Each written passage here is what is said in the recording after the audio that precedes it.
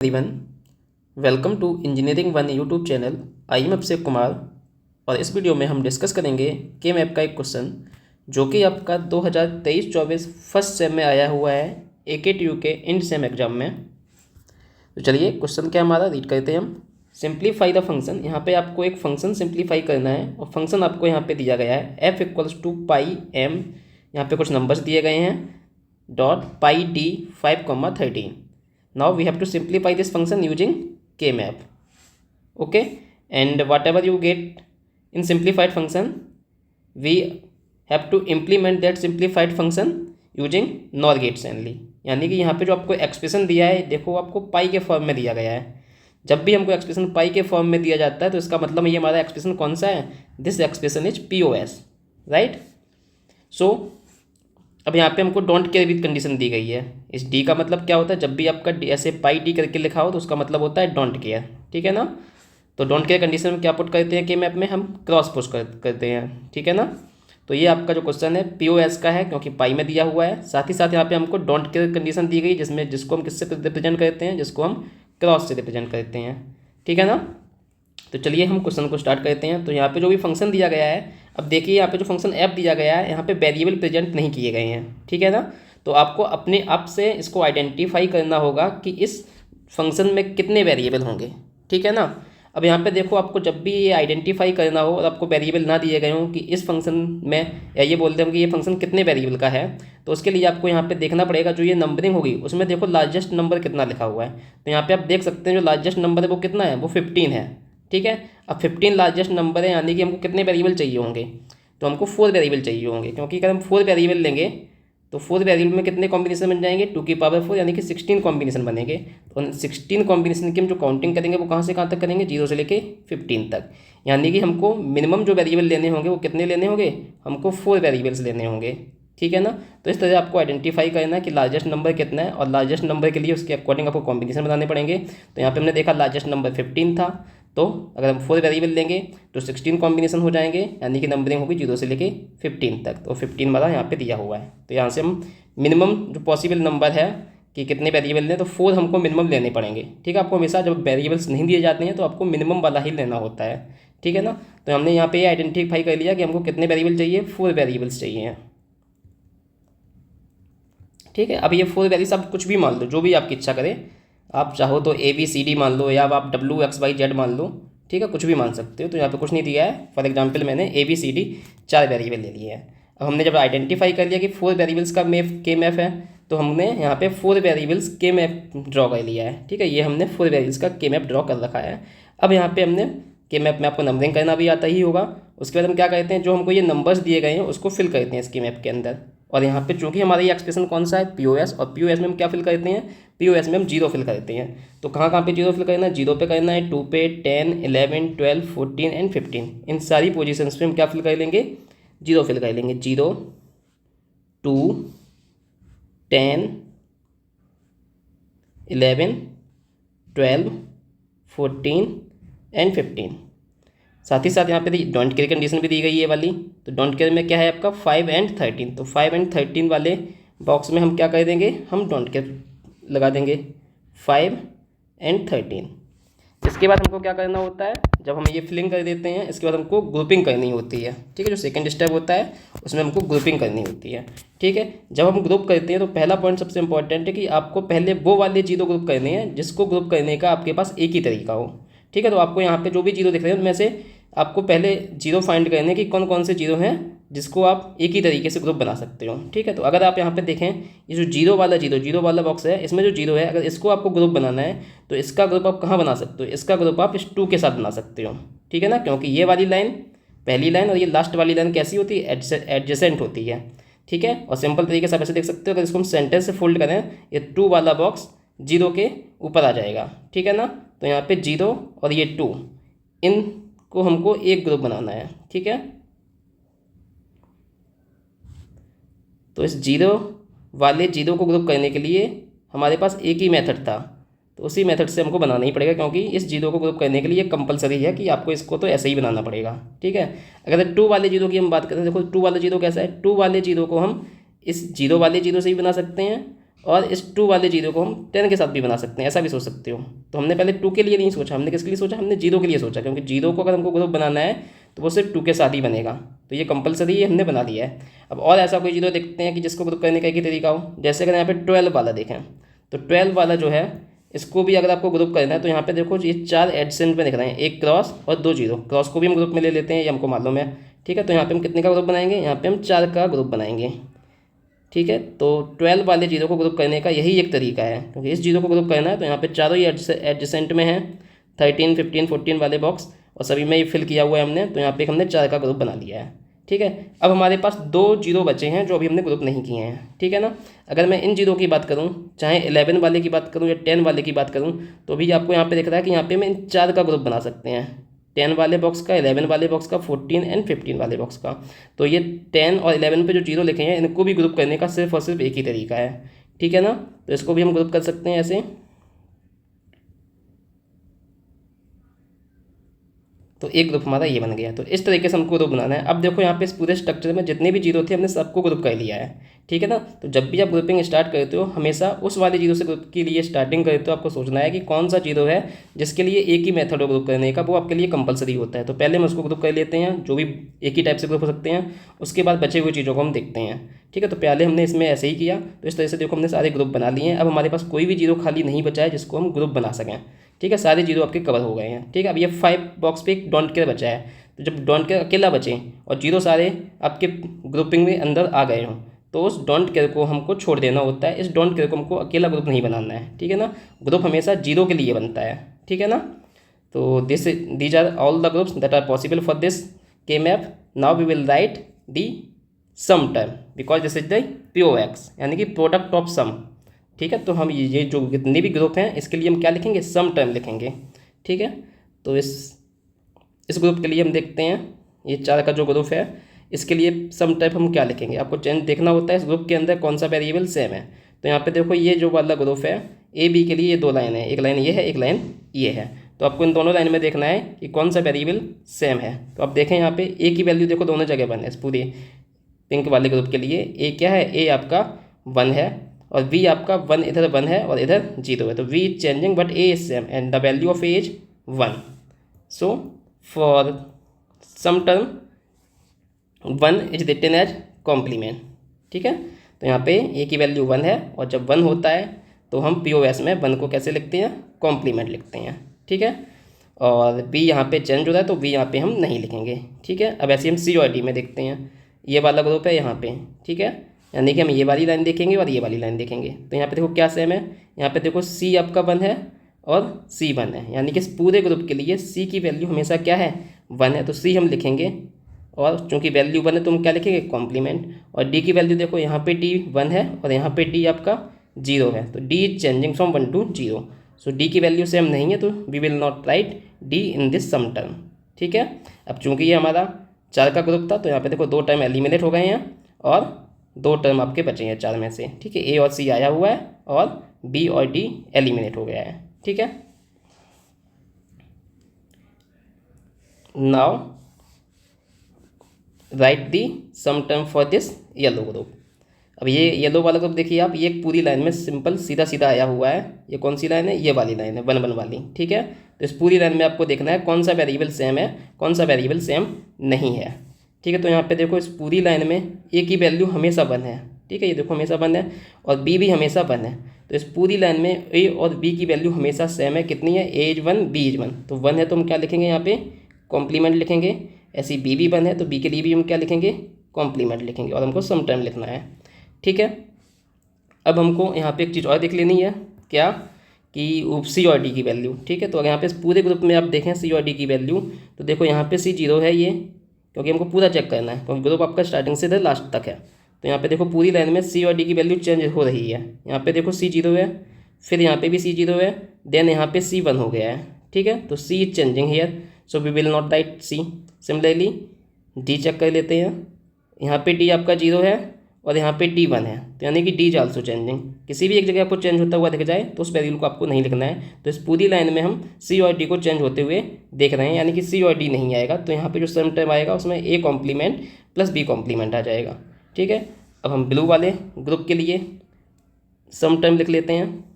तो ब्लू वाला ग्रुप जो आपका है 0 और 2 वाले बॉक्स में है। तो देखो यहाँ पे इस वाली लाइन की हम बात कर रहे हैं, तो इस वाली लाइन में ए और बी आपके क्या हैं, 0 0 हैं। इस पूरी लाइन में ए और बी की वैल्यू सेम है, कितनी, 0 0। ठीक है ना। तो यानी कि ए 0 है तो 0 के लिए हम क्या लिखते हैं, नॉर्मल फॉर्म में लिखते हैं वेरिएबल ए, और बी भी 0 है तो बी को हमने क्या लिख लिया है, बी के फॉर्म में लिख दिया, नॉर्मल फॉर्म में लिख दिया है। अब हम सी और डी की वैल्यू देखते हैं। तो हमारा देखो ग्रुप कहाँ पे, ये और ये दो चीज़ें हमको चेक करनी है, 0 वाला बॉक्स और 2 वाला बॉक्स। तो यहाँ पे देखो क्या सेम है, सी यहाँ पे देखो 0 है और यहाँ पे सी 1 है, तो C is changing, so we will not write C. Now check for D, here D is 0 and D is 0। तो इस ब्लू वाले ग्रुप में डी की वैल्यू सेम है, और डी है कितना, डी आपका 0 है, यहाँ पे भी 0 है और यहाँ पे भी 0 है, तो वी विल राइट डी। 0 है तो क्या लिखेंगे, डी लिखेंगे। ओके, तो इस तरह से आपको सम टर्म लिखना होता है। पीओएस में 0 के लिए नॉर्मल फॉर्म में वेरिएबल लिखते हैं और 1 के लिए हम कॉम्प्लीमेंट फॉर्म में लिखते हैं। तो हमने तीनों ही ग्रुप के लिए सम टर्म लिख लिया है। अब जो आपका आंसर आएगा वो हम क्या कर देंगे, प्रोडक्ट ले लेंगे। ठीक है, तो हमने क्या फाइंड कर लिया, सम टर्म फाइंड कर लिया है। अब हम उसका क्या कर लेंगे, प्रोडक्ट कर लेंगे, that is product of some. ठीक है, तो ये तीनों टर्म को हम लिख लेते हैं फाइनल आंसर में। एफ इक्वल्स टू क्या क्या टर्म्स है हमारे पास, A complement plus B complement,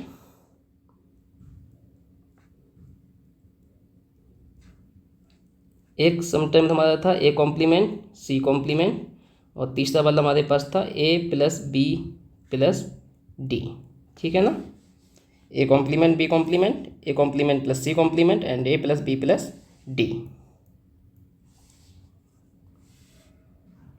अब तो हमने सिंप्लीफाई तो ये कर लिया, this is the simplified answer for the function, right, this is the simplified answer. ठीक है, ये हमसे पहला क्वेश्चन पूछा गया था कि फाइंड द सिंप्लीफाइड फंक्शन।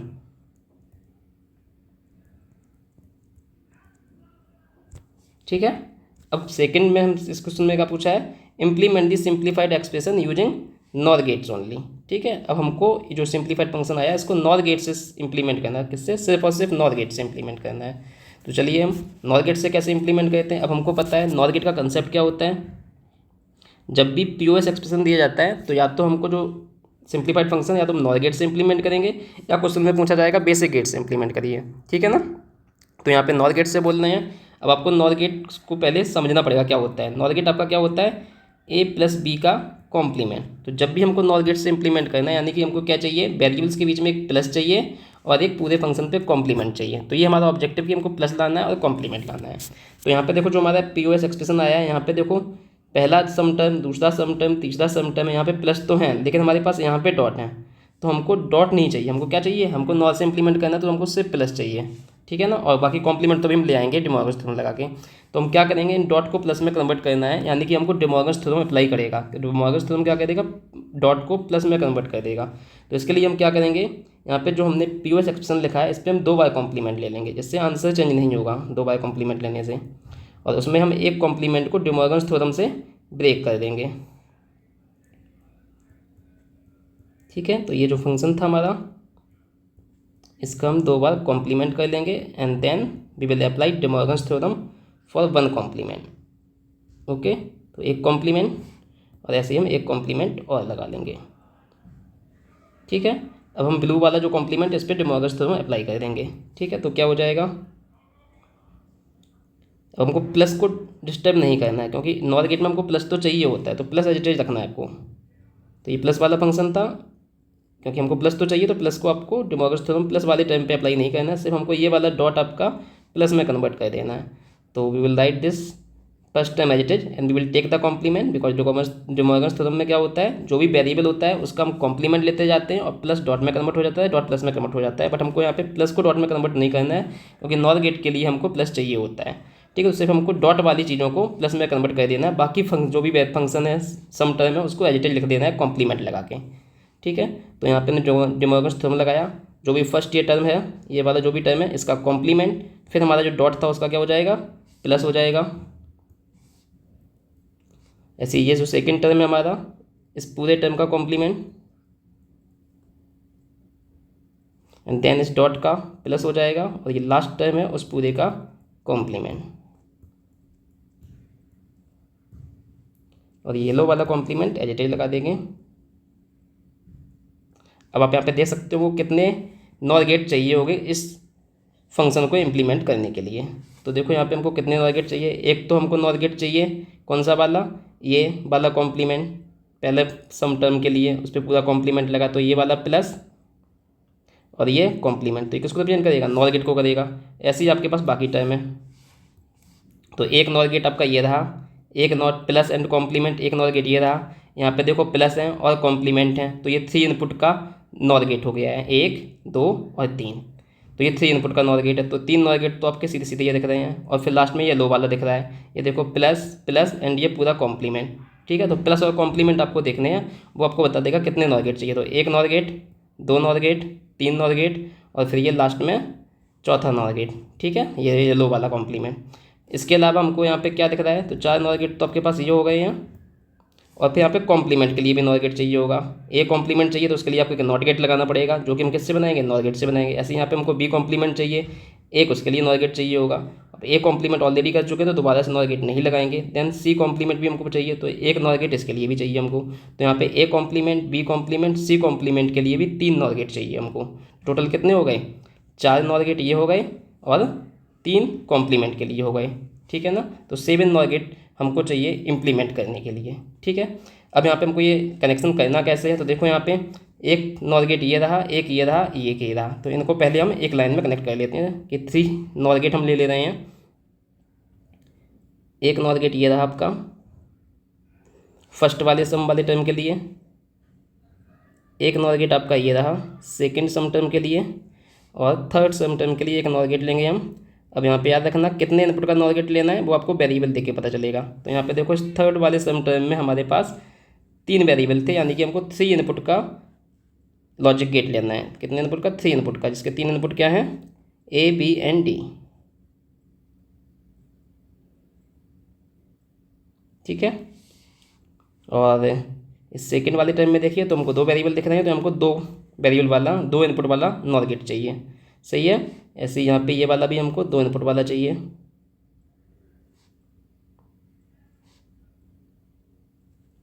अब हमको कनेक्शन कर देना है, तो देखो पहले गेट में क्या चाहिए हमको, ए कॉम्प्लीमेंट चाहिए और बी कॉम्प्लीमेंट चाहिए। सही है, तो ए कॉम्प्लीमेंट और बी कॉम्प्लीमेंट के लिए हमको नॉट गेट भी लगाना पड़ेगा। अब नॉट गेट हमको बनाना किससे है, हमको नॉर गेट से ही बनाना है। तो नॉर गेट से अगर हमको नॉट गेट बनाना हो तो हम कैसे बनाते हैं, हम दोनों इनपुट को कंबाइन कर देते हैं। ठीक है ना, इस तरह से आपको नॉर गेट बना देना है, और यहाँ पे हमने दोनों इनपुट को कंबाइन कर दिया, और यहाँ पे हम इनपुट कौन सा दे देंगे, ए दे देंगे, तो हमको यहाँ क्या मिल जाएगा, हमको यहाँ पे ए कॉम्प्लीमेंट मिल जाएगा। ठीक है, ऐसे ही हमको बी कॉम्प्लीमेंट चाहिए, तो हम बी कॉम्प्लीमेंट यहाँ पे बना देते हैं नॉर गेट्स की हेल्प से। तो ये हमने नॉट गेट लगा दिया है, बस इनपुट को हमको कंबाइन कर देना है। तो ये हमारा किसकी तरह वर्क करेगा, ये आपका नॉट गेट की तरह वर्क करेगा। तो यहाँ पे आपको क्या मिल जाएगा, यहाँ पे आपको बी कॉम्प्लीमेंट मिल जाएगा। ऐसे ही आपको यहाँ पे क्या चाहिए, सेकेंड वाले नॉर गेट के लिए ए कॉम्प्लीमेंट चाहिए। तो ए कॉम्प्लीमेंट ऑलरेडी आप बना चुके हो ऊपर, तो आपको अलग से कनेक्ट नहीं करना है नॉट गेट फिर से, आपको ए कॉम्प्लीमेंट आपके पास अवेलेबल है तो आपको यहीं से कनेक्ट कर देना है। ठीक है, देन सी कॉम्प्लीमेंट चाहिए, तो सी कॉम्प्लीमेंट अभी हमने बनाया नहीं है, तो इसके लिए हम एक नॉर गेट और लगाएंगे। दोनों इनपुट को यहाँ पे कंबाइन कर दिया, तो ये आपका नॉट गेट की तरह वर्क करेगा। तो यहाँ पे हमको क्या मिल जाएगा, ये सेकंड वाला टर्म इंप्लीमेंट हो जाएगा। देन थर्ड में हमको क्या चाहिए, ए बी और डी चाहिए। ठीक है, तो ए हमारा ऊपर से कनेक्ट कर सकते हो, ए बी आप यहाँ से ले लो, देन डी चाहिए आपको यहाँ पे। तो 3 इनपुट ये हो गए हैं। तो पहला नॉर गेट इंप्लीमेंट कर दिया था इस टर्म को, A complement plus B complement का कॉम्प्लीमेंट। ठीक है, सेकंड वाला नॉर गेट किसको इंप्लीमेंट कर रहा है, A complement plus C complement का कॉम्प्लीमेंट। ठीक है, और थर्ड टर्म आपको किसको इंप्लीमेंट कर रहा है, A plus B plus D. Third वाला नॉर गेट पे एक इनपुट ए आ रहा है, दूसरा बी आ रहा है, तीसरा डी आ रहा है। सही है, तो इस तरह से हमने ये तीनों ही, ये वाला टर्म, ये वाला टर्म और ये वाला टर्म हमने इंप्लीमेंट कर लिया है। अब हम पूरे फंक्शन के लिए एक लास्ट में नॉर गेट लगाएंगे, कौन सा, ये वाला प्लस ये वाला प्लस और ये येलो वाला कॉम्प्लीमेंट। ठीक है ना, ये ऊपर वाला कॉम्प्लीमेंट। तो ये एक 3 इनपुट का नॉर गेट हो जाएगा, क्योंकि हमारे पास यहाँ पे कितने वेरिएबल्स हैं एक तरह से, 1 2 3, 3 सम टर्म है। ठीक है ना, तो एक 3 इनपुट का नॉर गेट हम इसके फाइनली आउटपुट पे एक और लगा देंगे। तो पहला सम टर्म आपका यहाँ से आ गया है, दूसरा सम टर्म आपका यहाँ से आ गया है, और तीसरा सम टर्म आपका यहाँ से आ गया है। तो यहाँ पे जो हमको आउटपुट मिलेगा कौन सा फंक्शन मिल जाएगा, जो आपको गिवन फंक्शन था जिसको हमने सिंप्लीफाई करके इतना निकाला था, ठीक है ना। So this is the complete implementation and this is your simplified function and this is the implementation of this simplified function. So this is the complete solution for this question. So we will stop this video here. Thank you.